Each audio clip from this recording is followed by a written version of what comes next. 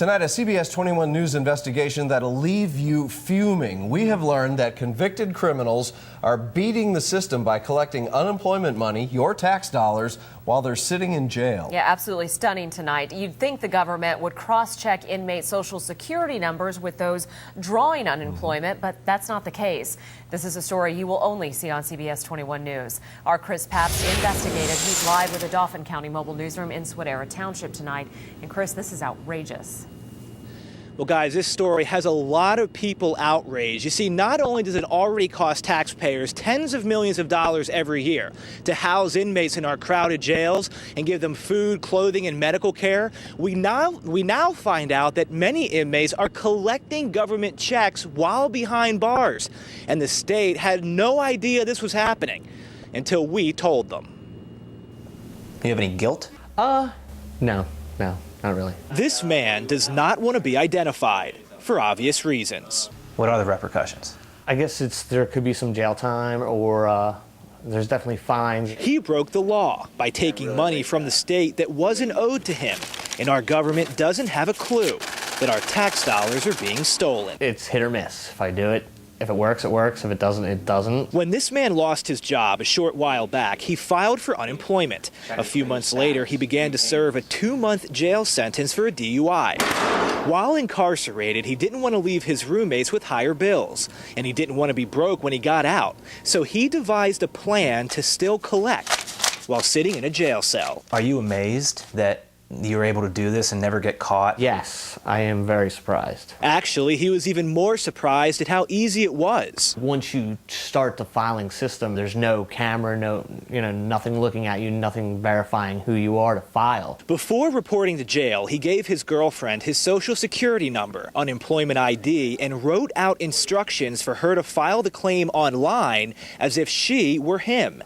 Every 2 weeks, the money went onto a debit card. During his 2 months in jail, he collected $1,500. Were you nervous? That first week or two, I was really worried that something would happen, or even after the first month where they figured out maybe they could track my social.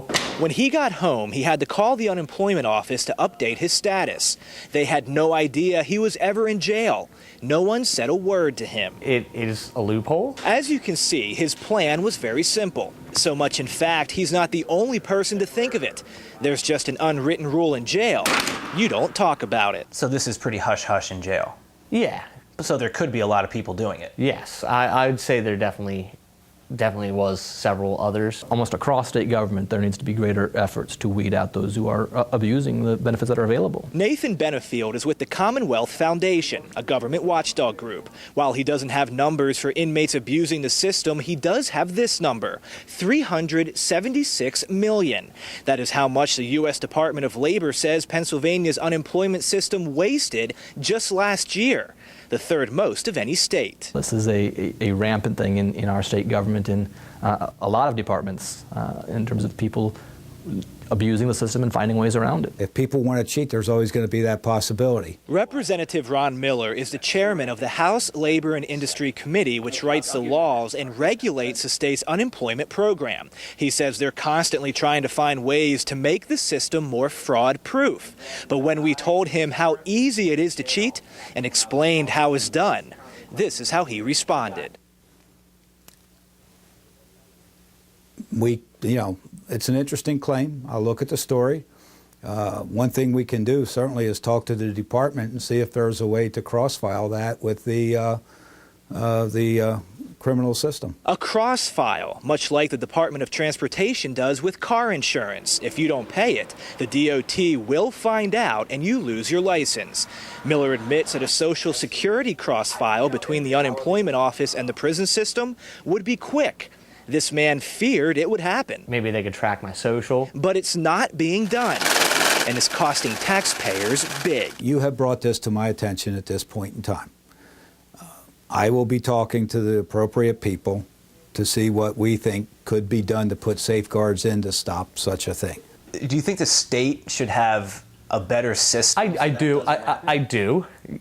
Yes, yeah, definitely. I mean, better safeguards, of course, so this doesn't happen, because technically the state is losing money. Now, Representative Miller said legislative hearings on this topic should start in a couple of months. But first, he has to find out if there's a law that would prohibit a cross-file of Social Security numbers between the prison system and the unemployment program. He said if there is not a law, they're going to start doing it. He said if there is a law, he's going to push for the passage of a new one so this doesn't happen anymore.